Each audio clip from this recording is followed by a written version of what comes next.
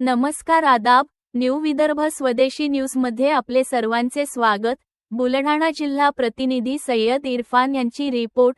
भ्रष्ट अधिकाऱ्याला पंचायत विभागाचेच अभय, पुरावे असूनही कारवाईवर पडदा। मुंबई आझाद मैदानात उपोषणाचा चौथा दिवस।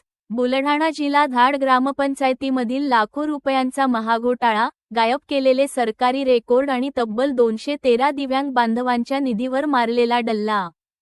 भ्रष्टाचाराचे इतके उघड आणि ठोस पुरावे समोर असूनही दोषी अधिकाऱ्यावर कारवाई करण्याऐवजी त्याला पाठीशी घालण्याचा संतापजनक प्रकार पंचायत विभागाकडून सुरू असल्याचा संशय आता बळावला आहे।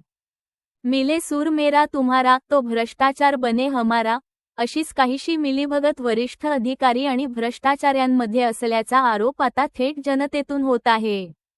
या महाभ्रष्टाचाराविरोधात तक्रारदाराने आधी बुलढाणा, मग अमरावती आणि आता थेट मुंबईच्या आझाद मैदानावर मंत्रालयासमोर उपोषणाचे हत्यार उपसले आहे। आज उपोषणाचा चौथा दिवस उजाडला, तरीही प्रशासनातील कुंभकर्णी झोपेत असलेले गेंड्याच्या कातडीचे अधिकारी जागे झालेले नाहीत। उलट दोषी अधिकाऱ्यावर कारवाई करण्याऐवजी त्याचे प्रमोशन, पदोन्नती करण्यात असल्याचा धक्कादायक चर्चेने खळबळ उडाली आहे। घोटाळ्याचे मुख्य मुद्दे आणि जनतेचे सवाल। दिव्यांगांच्या हक्कावर दरोडा। 213 हक्काच्या दिव्यांग लाभार्थ्यांचा निधी नेमका कुणाच्या खिशात गेला? सरकारी रेकॉर्ड गायब। घोटाळा लपवण्यासाठी शासकीय कागदपत्रे गायब करण्याचे धाडस कुणाच्या पाठबळामुळे झाले? ब्लॅक मिठाईचा प्रभाव।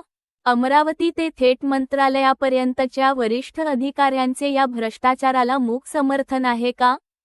की यामागे काही मोठी अर्थपूर्ण उलाढाल झाली आहे? आता प्रश्न केवळ एका भ्रष्टाचाराचा नाही, तर संपूर्ण व्यवस्थेचा आहे।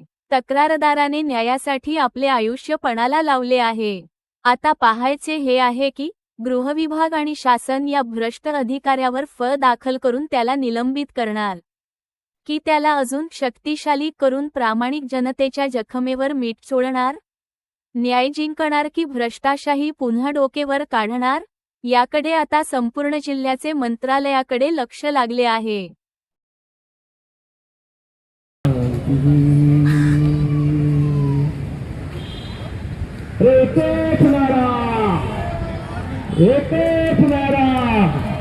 अरे भीक नको।